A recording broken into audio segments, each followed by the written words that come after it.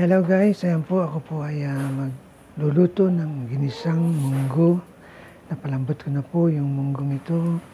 Ayan, nag-prepare na rin ako ng kanyang mga sangkap, yung aming chicken, kamatis, sibuyas, bawang, chicken cube at saka chicharon. Yung chicken na yan, leftover po yan. Ayan, nagpainit na ako ng kawali. Ayan, para makapag-isa po ako. Hindi natin apoy. Ayan. Kainitin sa sandali yung mantika. Then, next natin, dahil mainit na yung mantika, igisa na natin yung bawang. Ayan. Then, sunod na kagad natin yung sibuyas. Ayan. Sagita.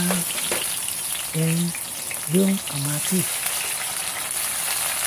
Gigisa natin dyan yung lechon na manok, yung leftover namin last night, para masarap yung ginisang munggo.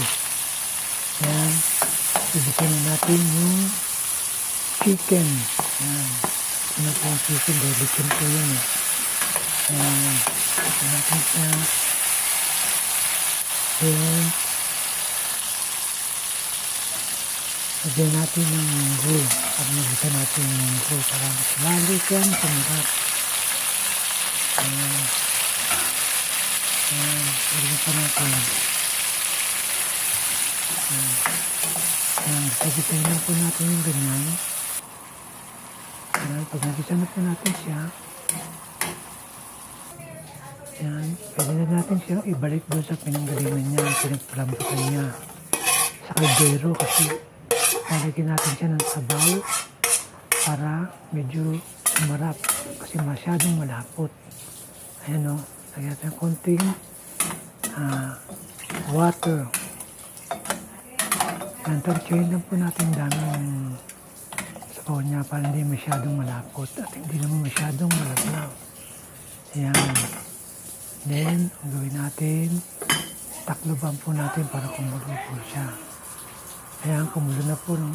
Lagyan natin ng 2 pirasong chicken cube. Haluin natin ng konti para madaling matunaw. Takloban natin para mabilis kumulo. Ayan, kulo na po siya. Ilagay na po natin yung chicharon para mas lalong masarap. Ayan. Haluin po natin. Then, lagyan natin yung timpla, konting asin at konting bechin para mas lalong masarap. Okay. Yan, haluin natin. And then, tikman natin kung okay na yung lasa. Okay na. Tama-tama lang ilagay natin ang asin. Ayan. Luto na po yan. Ayan na po siya. Nalimutan ko lang ilagay yung malunggay. Yan pa naman yung pinakamasarap. Pasensya na po. Ayan, luto na po siya. Pwede na po natin patayin yung kalan. Maraming salamat po sa inyong panonood sa aking video. Thank you so much. God bless.